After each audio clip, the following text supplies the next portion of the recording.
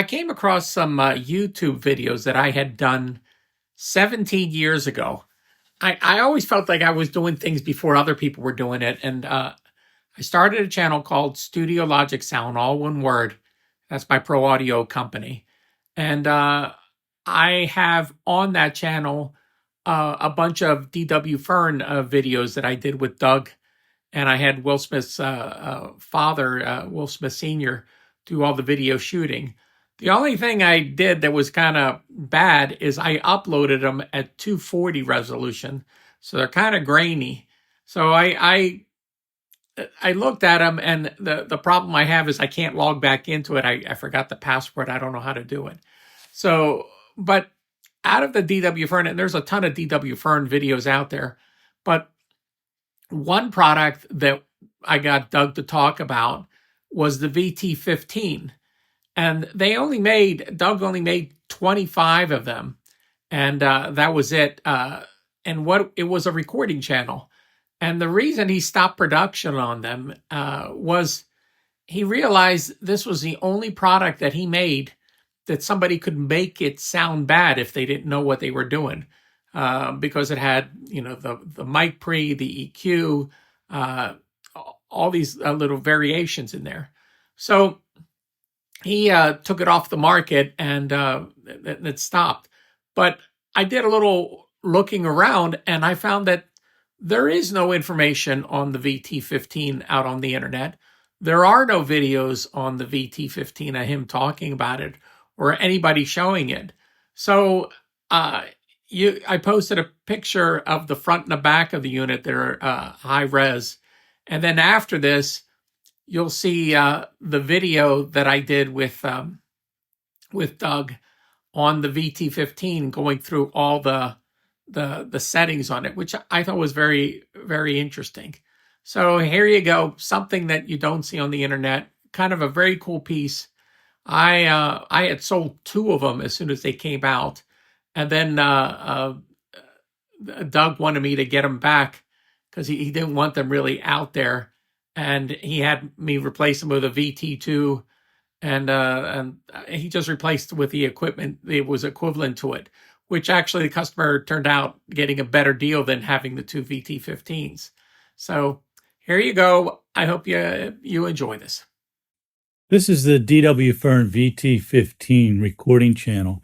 This is a single channel, all vacuum tube device, which combines the features of our VT2 microphone preamplifier, the VT7 compressor, and a subset of the controls from the VT4 equalizer, all in a one single channel unit. Starting at this end of the box, we have the microphone preamplifier section. This is the gain for the microphone preamplifier. We can select whether that input comes from a microphone or from a line input. So we can feed line level into this as well as microphone input. It has a 0 position or a minus 20 dB position input pad if the level is too high. That's functional both in the mic and in the line position. And then we have a switch which selects a low Z for non-standard impedance microphones. On this row, we have a switch which will switch on the 48-volt phantom power on the microphone, and a phase reverse switch so that when if you're using more than one microphone and there's a phase discrepancy between them, you may find that one position or the other is gives you a better mono compatibility. And the last switch here switches between the microphone or line input and the instrument input. This 1/4-inch jack is an input for electric instruments such as a bass or a guitar or a keyboard. Anything that would normally go into a guitar amplifier can be plugged into there. On the instrument input, none of these other switches are functional, but the gain control still will adjust the gain of it. The compressor in this unit is identical to the VT7 compressor, except, of course, it's only one channel. It has all the same features. It has the high-pass filter in the side chain so that it reduces the sensitivity of the compression to low frequencies. It has a threshold control and a gain makeup control, just like on a VT7. It has attack and release controls and a control that we label harder and softer, which can be used to change the effects of that. For all the details on how these controls work, you can look at the VT7 segment because that explains all that in detail. This also has a bypass switch for the compressor, which you can switch the compressor out entirely. After that, we have a very simplified version of the VT4 equalizer.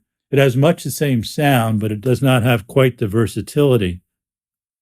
It uses fixed frequencies for the low frequency boost and low frequency cut, which can be used together like on the VT4.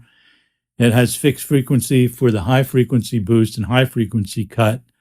And it also has a Q control for the high frequency boost so that you can adjust that from fairly sharp to quite broad, and a bypass switch. And since in the real world of recording, there's often times when you want to put your equalizer first and then your compressor, and other situations you want the compression first followed by the equalizer, we have this switch here which reverses the compression and the equalization so that you can experiment with that to see which way works best for a particular recording situation. Down at this end, there's a switch for the VU meter. In the right-hand position, as is shown here now, we're looking at the output level of the entire VT15.